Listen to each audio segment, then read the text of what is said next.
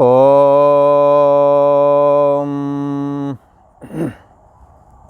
श्री योग वासिष्ठ के उत्पत्ति प्रकरण में श्री वशिष्ठ जी महाराज बोले, हे राम जी, ये ज्ञान की सप्त भूमिकाएँ कही गई हैं और अज्ञान की भी सप्त भूमिकाएँ कही गई। अज्ञान भी 7 प्रकार का स्टेज, उसको हम 7 प्रकार के स्टेज में अज्ञान को कह सकते हैं और ज्ञान को भी 7 प्रकार के स्टेज में कह सकते हैं। सीढ़ी बाई सीढ़ी आप अंत में कैवल्य निर्वाण को प्राप्त होवेंगे। अज्ञान की भूमिका लास्ट में जाकर के घन जड़ता की ओर फेंक देती है, घोर तमोगुणी बनाकर के पुनरप जन्म पुनरप मरणम में फेंकती है।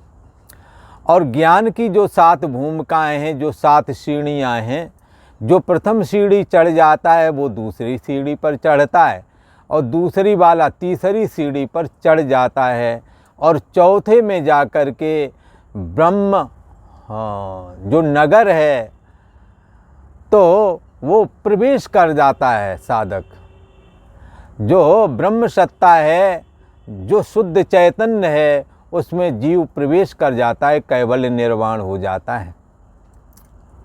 फिर इसके बाद में जाकर के और ज्ञान जिनको सिद्ध हो जाता है वो आगे की जो असंशक्ति पदार्था भावनी और तुरीयगा, जो ये आगे की 3 भूमिकाएं हैं, जो 3 श्रेणियां हैं, ये सिद्धों की बताई गई हैं जिनको ज्ञान सिद्ध हो गया। मुक्ति तो चतुर्थ भूमिका में ही हो जाती है, ऐसा कहते हैं।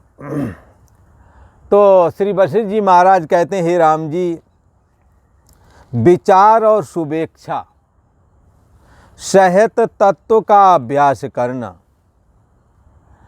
मैं आपको याद दिलाऊं कि वैदारण्यक श्रुति जो है, जिसमें कहा गया है कि आत्मा बारे दृष्टव्या श्रोतव्यो मंतव्यो निदिध्यासितव्या, आत्मा को जानना है तो क्या करें।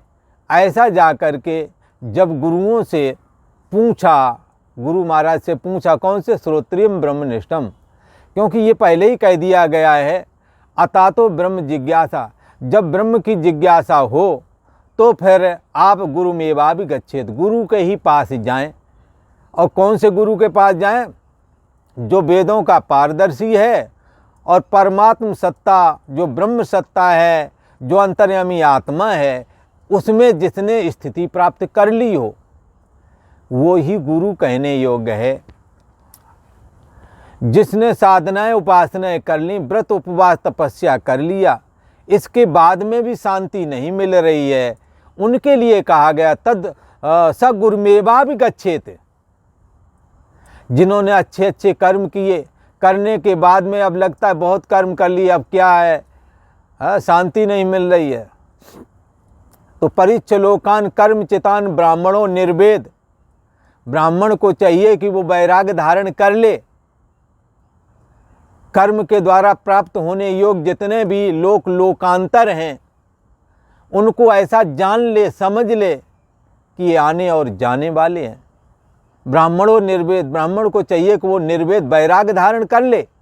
या ब्राह्मण शब्द करके उन सभी को ग्रहण कर लेना जो परमात्मा की प्राप्ति के लिए निकले हैं अथवा परमात्मा की प्राप्ति के लिए प्रयत्न कर रहे हैं, उनको ब्राह्मण शब्द करके आपने ग्रहण कर लेना है।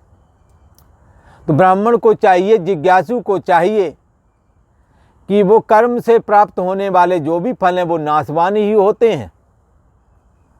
ऐसे नाशवान फलों को जब तुमने प्राप्त किया तो छीणे पूर्णे मर्तलों के विशंति, पूर्ण क्षीण होने पर स्वर्ग से भी गिरा दिए जाते हो। पूर्ण क्षीण होने पर आपको ये जो कर्म करते हो, अच्छे कर्मों का फल अच्छा धनपुत्र स्त्री आदि है, मकान दुकान आदि है, ये भी खत्म हो जाते हैं।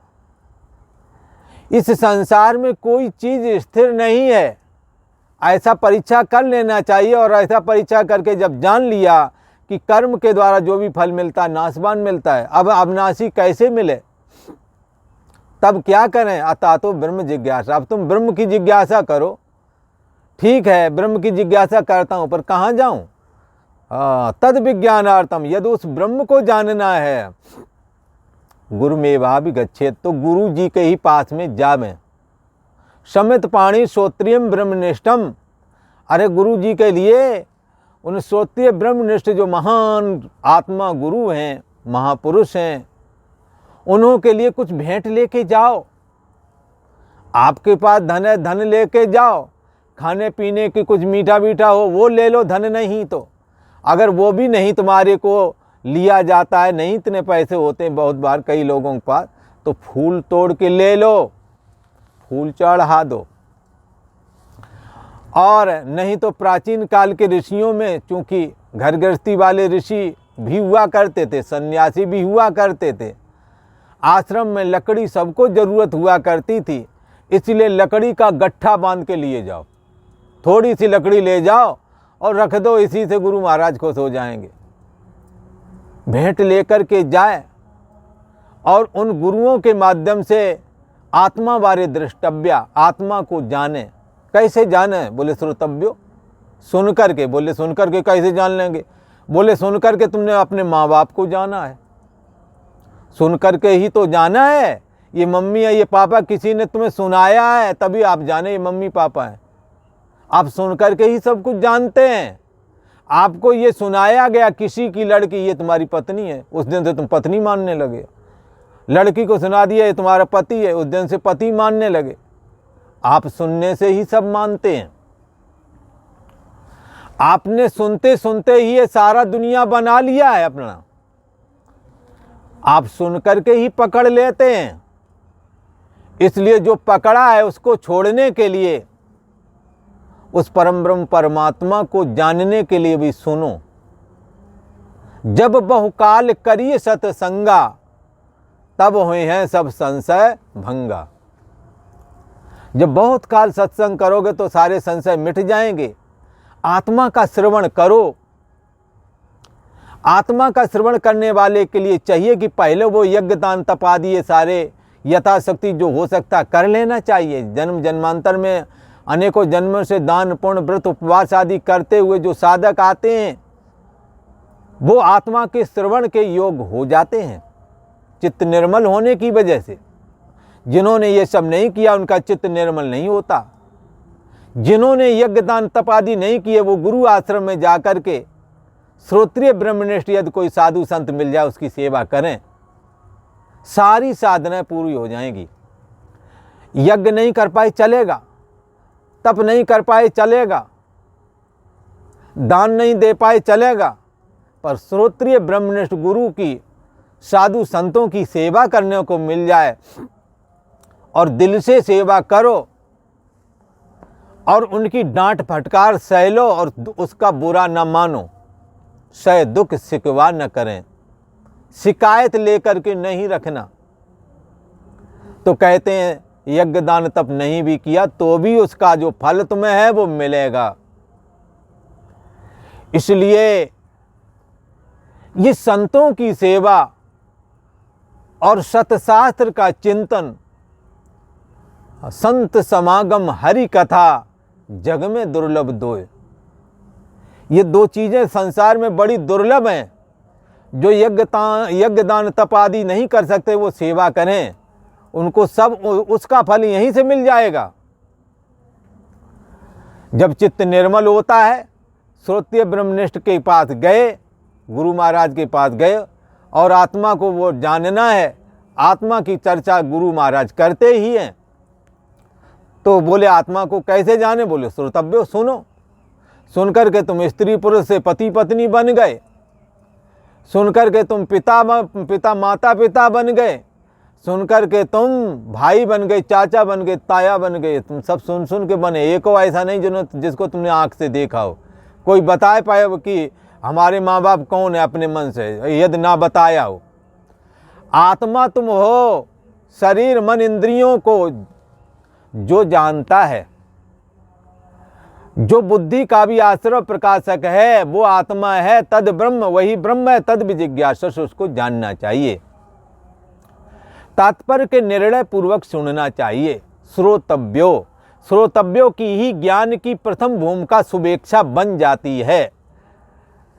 तो ये शुभेच्छा नाम की भूमिका में जब ऐसा तुमने सुन सुन करके ऐसा, जब तुम्हारे चित्त ने, मन ने ऐसा निर्णय ले लिया कि समस्त दर्शन, खट दर्शन और 18 पुराण, गीता, भागवत, रामायण, ये सब एक अद्वैत परम ब्रह्म परमात्मा को बताने के लिए ही हैं। ऐसा जब शास्त्रों को सुनने के बाद निश्चय कर लिया तो श्रोतव्य आपका पूरा हो गया। आपकी शुभेच्छा नाम की भूमिका में आप प्रवेश कर गए, क्योंकि उस अद्वैत आत्मा का तात्पर्य के निर्णय पूर्वक आपने सुना है। क्या सुना है आपने? आत्मा ही हो आप, और संपूर्ण सदग्रंथों का, उपनिषदों का, सबका सार तुम आत्मा हो, यही बताना है। और जीव और ईश्वर के अलग अलग निरूपण होने पर भी जीव ईश्वर का अभेद होना ही बताना है। जीव ईश्वर में प्रवेश हो जाता है, भिद्यते हृदय ग्रंथि, हृदय की गांठ का छेदन हो जाता है, जीव भाव दग्ध हो जाता है, और उस परम ब्रह्म परमात्मा में जीव का प्रवेश कराना ही प्रयोजन है। इतना समझ लिया, श्रोतव्य पूरा हो गया। बस इतना ही सुनने, यही समझने के लिए तो श्रवण था। अच्छा ठीक है, वो ईश्वर में विद्यमान जो तत्व है और तुम्हारे अंदर जो विद्यमान तत्व है, ये दोनों तत्व एक ही हैं। जैसे पानी बड़ी वाली लहर में भी है और छोटी वाले बुदबुदे में भी है, तो बुदबुदे का पानी और बड़ी लहर का पानी एक ही है। ऐसे ईश्वर में जो चैतन्य सत्ता है, वही चैतन्य सत्ता मन के अंदर में भी विद्यमान है। मन का ही दूसरा नाम जीव है। तो ये बात निश्चय कर ली कि वो परमात्मा बाहर नहीं है, मेरे में अभेद है। प्रथम वाली भूमिका में शुभेच्छा में क्या धारण किया था कि संपूर्ण ग्रंथों का अभिप्राय तुम आत्मा हो ऐसा बताने में है। तुम आत्मा हो, सारा जगत आत्मा है। कहाँ है? तुम्हारी बुद्धि का भी आश्रय प्रकाशक तुम्हारे अंदर है। तुम्हारी असली वाली मैं वही है, ये निश्चय कर लिया। यदि तुमने ये निश्चय कर लिया जो असली वाली मैं है हमारी वही है, वही चैतन्य सत्ता जो जीव ईश्वर में समाई हुई है, वही चेतन हमारी असली मैं है, तो तुमने परमात्मा से अपना अभेद निश्चय कर लिया। यदि आपने अपना परमात्मा से अपना अभेद निश्चय कर लिया तो सुविचारणा नाम की दूसरी भूमिका में आपका आप प्रवेश कर गए हैं। और प्रवेश नहीं, आपकी दूसरी भूमिका पूरी भी हो गई, क्योंकि सुविचारणा नाम की भूमिका में अभेद की साधक युक्तियां, परमात्मा मुझ में है, मेरे में, मेरा ही अस्तित्व है, शरीर मन इंद्रिय आदि का कोई वजूद नहीं है, सोने जागने वाली चेतना भी कभी होती कभी नहीं होती, पर इसको जो जानता है वही शुद्ध ब्रह्म मेरी मैं है, ऐसा जब धारण कर लिया जाता है तो अभेद का निश्चय आपने कर लिया। जिस दिन भेद का निश्चय निकाल बाहर कर दोगे और अभेद का निश्चय ये धारण कर लोगे कि वो आत्मा, वो ब्रह्म मैं ही हूँ, ऐसा धारण कर लोगे तो सुविचारणा नाम की दूसरी भूमिका आपकी पूरी हो जाएगी, ऐसा समझा जाएगा। भगवान श्री राम प्रभु को श्री वशिष्ठ जी महाराज जो उनके गुरु महाराज हैं, इस दुर्लभ ब्रह्म ज्ञान की प्राप्ति के जो 7 सीढ़ियाँ बताई गई, 7 भूमिकाएं बताई गई, उनमें 2 भूमिकाओं का निरूपण कर दिया। शुभेच्छा और सुविचारणा। श्रोतव्यो शुभेच्छा की भूमिका कही जाती है और मंतव्यो सुविचारणा नाम की भूमिका कहलाती है। तो यहाँ जो कि श्रुति के अनुसार ही तो सारा खेल है। श्रुति का वचन आत्मा बारे दृष्टव्य, श्रोतव्यो मंतव्यो निदिध्यास्तव्य। आत्मा का श्रवण करो, मनन करो, निदिध्यासन करो, आत्मा की प्राप्ति हो जाएगी, ये वचन है। तो ये 7 भूमिकाओं में 2 भूमिका श्रोतव्यो और मंतव्यों की हो गई हैं। अब तीसरी भूमिका चालू करने वाले हैं जिन्होंने समस्त शास्त्रों के तात्पर्य का निर्णय धारण कर लिया कि एक अद्वैत आत्मा को समझाने में ही सब ग्रंथों का अभिप्राय है, जितने भी व्यास द्वारा रचित ग्रंथ हैं उन सभी ग्रंथों का अभिप्राय एक अद्वैत आत्मसत्ता को ही बताना अभिप्राय है। और वो अद्वैत आत्मसत्ता कोई दूसरे नहीं, वो तुम्हारी असली वाली मैं वही है। नकली वाली मैं सोने जागने वाली चेतना है, शरीर मन इंद्रिय आदि ये नकली वाली चेतना है, नकली वाली मैं है। असली वाली मैं तो तुम शुद्ध चैतन्य ही हो। ऐसा जब धारण कर लिया, ऐसा धारण करके फिर क्या किया, फिर अभ्यास किया। अब अभ्यास क्या करना है, आत्माकार सजातीय वृत्तियों का प्रवाहीकरण करना है और अनात्माकार विजातीय वृत्तियों का तिरस्कार करना है। मैं आत्मा हूँ ऐसी वृत्ति को तो हमेशा धारण करना है, मैं देह हूँ, देह के संबंधी मेरे हैं, इस वृत्ति को बाहर निकालना है। ये आत्मा के परम ब्रह्म परमात्मा की प्राप्ति के साधन का वर्णन चल रहा है बंधुओं। ये ज्ञान जाकर के हमें कैसे प्राप्त होवेगा, इस बात की चर्चा है।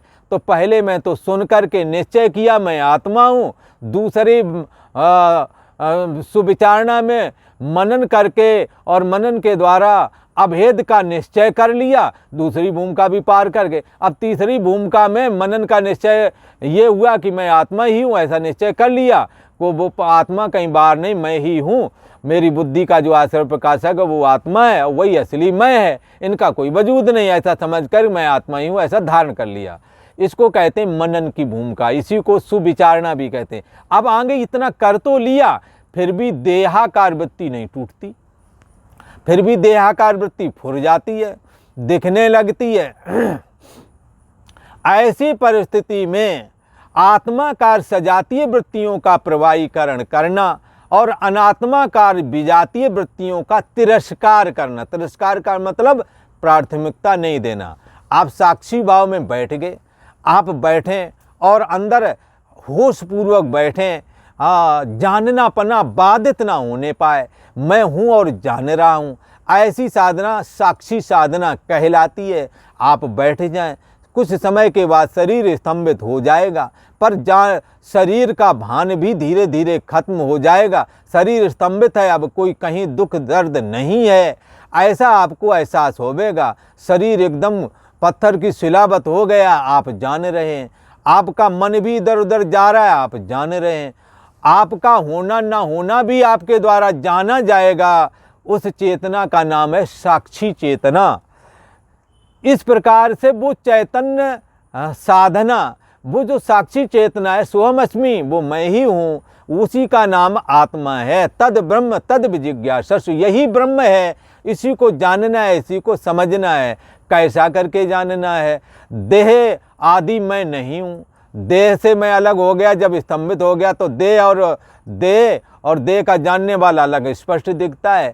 फिर मन भी स्पष्ट दिखता है, मन राग द्वेष वाला है, सुखी दुखी होता है, पर तुम सुख और दुख के जानने वाले हो, तुम मन कैसे हो सकते हो। फिर तुम बुद्धि को जानोगे, बुद्धि का होना ना होना भी तुम्हारे द्वारा जाना गया, आप बुद्धि कैसे हो सकते हैं। आप बुद्धि को जानने वाला शुद्ध चैतन्य सत्ता आत्मा हो, साक्षी आत्मा हो। ऐसा ज्ञान जब धारण किया जाता है तो ये निधिध्यासन की भूमिका परिपक्व होने लगती है और देहाभिमान गलते और देहाभिमान गलत हो जाता है और परमात्मा की प्राप्ति हो जाती है। इस प्रकार तीसरी भूमिका तनु मानसा कहलाती है।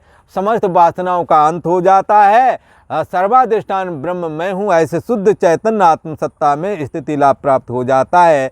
इस प्रकार से तनुमानुषा नाम की ये ज्ञान की तीसरी भूमिका है, जिसमें समस्त वासनाओं का अंत हो जाता है और वृत्ति भाग केवल दग्ध होना बाकी रहता है।